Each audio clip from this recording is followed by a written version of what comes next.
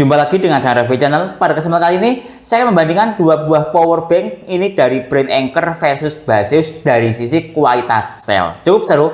Ini salah satu dua brand yang memiliki kualitas cukup bagus menurut saya, yang patut untuk kita analisis dari sisi selnya. Seperti apa kualitas sel antara power bank Baseus dan Anker ini? Simak videonya. Nah, kita cek dahulu kondisi power bank Anker yang akan saya unboxing sebagai contoh untuk menganalisis ciri-ciri kualitas sel yang bagus. Ini lihat, masih tersegel dengan rapi, belum sobek sama sekali. Oke, saya buka segelnya sekarang. Nah, lihat ini ya. Nah, seperti ini, lihat ini. Sekali lagi saya buka. Nah, lihat ini, saya buka. Nah, kemudian dari sisi sini,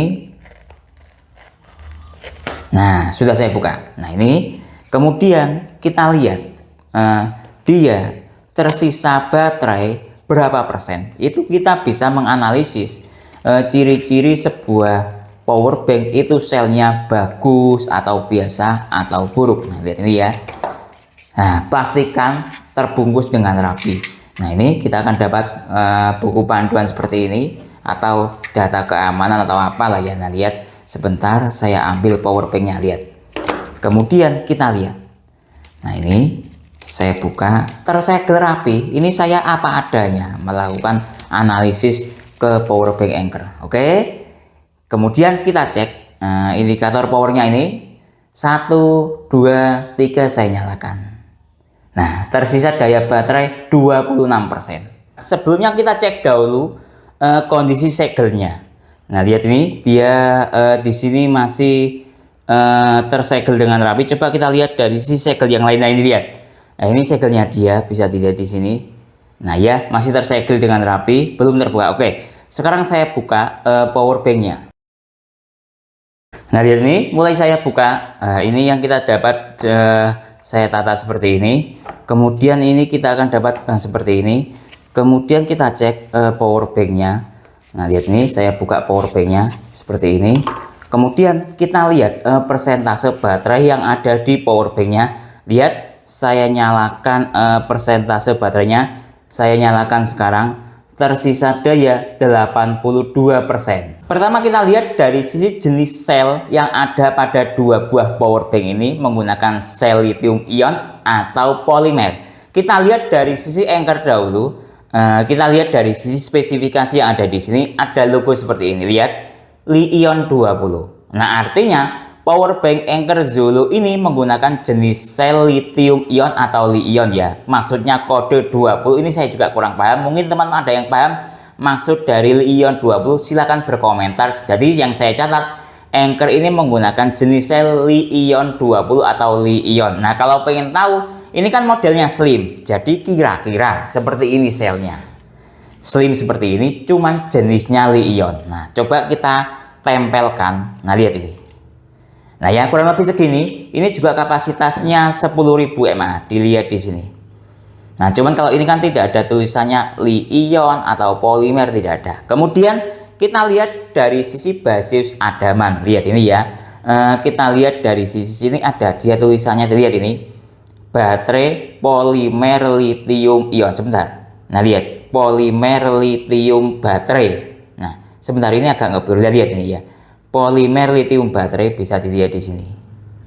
Nah, artinya yang kita ambil catatannya itu polimer. Jadi Baseus ini menggunakan sel polimer. Nah, sama sel polimer yang saya tahu di sebuah power bank slim itu ya seperti ini. Seperti ini selnya. Nah, kalau pengen diplekan atau ditempelkan, nah lihat ini juga sama. Dia menggunakan sel seperti ini. Cuman Anker menggunakan jenis lithium ion, kalau Baseus polimer. Nah, kok sama-sama slimnya? Biasanya umumnya jenis sel itu yang lithium ion modelnya bulat. Nah, contoh ini kita sekarang membahas masalah jenis-jenis sel. Nah, ini saya ada berbagai macam sel. Coba saya kumpulkan ya. Nah, seperti ini. Saya taruh di sini saja. Nah, ada juga jenis polimer dan lithium ion yang jenisnya slim. Langsung saya tunjukkan tulisannya biar jelas. Ini contoh ya, lihat ini. Nah, seperti ini. Biar teman-teman itu tahu jenis-jenis sel pada sebuah power bank. Nah, seperti ini. Sebentar saya buka. Nah, ini oke. Pertama kita lihat dari sisi lithium ion dahulu. Nah, ini contoh yang model silinder. Nah, ini jelas lithium ion ya. Nah, lihat ini INR, lithium ion tapi jenisnya INR 18650. Ini kapasitas maksimalnya sekitar 3350-an, paling tinggi seperti itu. Biasanya kalau power bank kapasitas 10.000 mAh itu ada 3 sel. Kadang kebanyakan kalau menggunakan sel seperti ini dia tidak bulat kapasitasnya ya, karena kelipatannya ini umpama 3300 gitu ya. Kan 3 kali sama dengan 9900 atau 9000 kadang seperti itu. Nah, contoh yang model lithium ion silinder ini, lihat ini sel jenis 21700. Ini kapasitas paling tinggi 5000. Nah, ini biasanya yang kapasitas 10.000 mAh ada 2 sel. Nah, ya seperti itu. Nah, kemudian yang jenis lithium ion model slim juga ada. Ini contoh ya, contoh pada Nokia. Masih ingat baterai BL5C ini? Ini juga menggunakan lithium ion tapi slim. Lihat, saya tunjukkan ada tulisannya Li-ion. Lihat ini, Li-ion. Nah, jadi yang ada pada Anker ini ya menurut saya jenis baterainya seperti ini, cuman slim. Jadi jangan berpikir ketika power bank model slim itu semuanya polimer, tidak bisa. Nah, ini tulisannya buktinya Li-ion.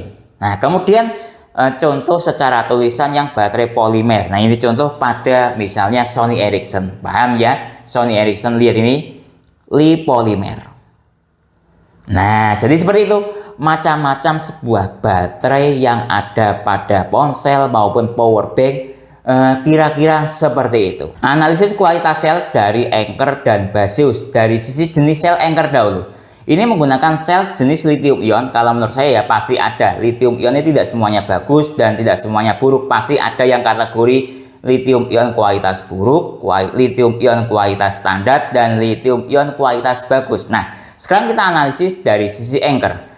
Nah, berdasarkan data unboxing saya menganalisisnya berdasarkan unboxing ya. Pertama kali dibuka, itu kondisinya dia tersisa berapa persen. Itu bisa kita lihat atau melakukan analisis kualitas selnya. Kalau biasanya teman-teman menganalisis sesuatu kan dibongkar. Nah, pasti kalau dibongkar ya fisiknya seperti ini.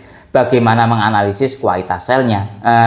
Menurut saya kurang sependapat untuk menganalisis kualitas sel dengan cara dibongkar. Kalau saya lebih suka menganalisis berdasarkan di unboxing, kemudian selnya tersisa daya berapa persen, itu bisa kan kita analisis. Nah, ini lihat Anker pertama kali saya unboxing dia tersisa daya 26%. Nah, ini biasanya kalau saya berpendapat itu pabrikan melakukan pengecasan sebuah power bank sebelum dikirim ke konsumen itu biasanya dicas sekitar 85%. Mohon dikoreksi bila salah. Anggap dicas sekitar 80% sampai 90%. Ringnya seperti itu. Nah, anggap kita ambil tengah-tengahnya 85% biar adil. Oke? Itu sebuah pendapat ya, tidak valid, tapi kebanyakan teman-teman berpendapat seperti itu dan saya juga sependapat. Oke. Nah, dari dicas 85% ke tangan saya tersisa daya 26%. Nah, cepat habisnya bisa saya katakan bocor atau energi listriknya boros, cepat mengalami penurunan. Nah, bayangkan kita analisisnya dari sisi sini. Power bank ini dibuat ada datanya ini, data 2025 bulan 8. Saya mengasumsi ini data pembuatannya atau data anggap data produksi lah ya. Bulan 8 sampai sekarang anggap April ya, April lah. Berarti power bank ini disimpan sudah sekitar 6 bulan, anggap sekitar 5 sampai 6 bulan. Terjadi penurunan sekitar 85 ke sini. Cukup banyak sekali penurunannya. Anggap penurunannya sekitar 60%. Nah, cukup besar ya. Dalam waktu 6 bulan turun 60%. Nah, ini menurut saya sebuah kriteria baterai sebuah power bank yang lumayan mudah bocor atau boros. Walaupun tidak buruk-buruk amat seperti itu. Nah, sekarang kita beralih ke analisis Baseus dahulu. Nah, Baseus sejak pertama kali unboxing ya tersisa daya 82%. Bayangkan 82%. Saya menggunakan asumsi sama. Disimpan anggap start dia di charging 85%. Nah, lihat cuma turun 3%. Nah, masalahnya ini kapan diproduksi? Nah, kita cari dari datanya, biasanya ada kok. Nah, lihat ini. Dia diproduksi 2024 bulan 10. Nah, sekarang 2026, anggap 1,5 tahun lah ya. Nah, seperti itu, atau 18 bulan. Bayangkan 18 bulan cuma turun 3%. Betapa awetnya daya simpan powerbank Basius ini. Kita berbicara masalah realita pertama kali unboxing. Jadi dari sini bisa kita simpulkan bahwa powerbank Anker ini kualitas selnya masih di bawah dibandingkan dengan Basius, lebih unggul Basius. Nah, saya sekali lagi berbicara berdasarkan kenyataan waktu pertama kali unboxing. Nah, sebagai dasar teori lainnya, saya ada sebuah baterai recharging. Dia mengasumsikan seperti ini dasarnya. Di cas full dalam waktu 1 tahun cuma tersisa daya 85% atau turun 15%. Dalam waktu 2 tahun cuma turun daya 20%. Ini sebuah kualitas baterai yang daya simpan listriknya sangat bagus. Nah, dari sini yang masuk kriteria kan yang mendekati bahkan di atas dari ini Basius. Bayangkan dalam waktu 1,5 tahun cuma turun 3%. Dengan asumsi sekali lagi dari pabrikan dicas 85%. Kemudian ada beberapa tips dari saya ketika teman-teman membeli sebuah power bank ya. Ketika pertama kali unboxing, silakan lakukan seperti yang saya lakukan dalam analisis kedua power bank ini. Silakan dicek persentase baterai sebuah power bank itu tersisa daya berapa persen. Nah, biasanya saya melakukan analisis itu saya bagi menjadi 3. Ketika power bank itu tersisa daya sekitar 85% sampai 50%, itu kualitas selnya bagus. Nah, kemudian ketika tersisa daya 50% ke bawah sampai 20%, itu kualitas selnya biasa. Nah, ketika tersisa daya 20% sampai di bawahnya atau habis total, itu kualitas selnya buruk. Nah, ketika mendapatkan sel sekitar 20% ke bawah sampai habis total, itu celaka. Biasanya kadang baterainya bisa kembung, atau bahkan ketika mendapatkan kondisi sebuah power bank yang habis total, kadang tidak bisa dicas baterainya alias rusak. Nah, saran saya ketika mendapatkan baterai yang di bawah 20% sampai habis total, silakan dikembalikan. Itu biasanya ciri-ciri sebuah kondisi power bank yang kualitasnya buruk, kadang juga bahkan bisa rusak, tidak bisa di-charging. Jadi kesimpulannya antara powerbank Anker Zolo 22,5 watt 10.000 mAh ini versus Basius Adaman 22,5 watt ini. Jelas ya, kualitas selnya menurut saya lebih bagus Basius Adaman. Walaupun secara jenis ini menggunakan polimer, tapi kita analisisnya dia memiliki daya simpan listrik yang lebih awet dibandingkan dengan Anker berdasarkan analisis dan pendapat saya berdasarkan data unboxing ataupun analisis lainnya. Mungkin itu yang bisa saya jelaskan dalam tes perbandingan kualitas sel pada powerbank Anker maupun Basius Adaman ini. Kalau teman-teman ada pertanyaan atau usulan lain yang sekiranya belum saya jelaskan dalam tes video ini, silahkan menulis di kolom komentar. Kalau teman-teman telah membeli powerbank Anker ataupun Basius Adaman ini, link pembelian ada di deskripsi. Saya Didin, undur diri dulu. Sampai jumpa pada video berikutnya. Terima kasih.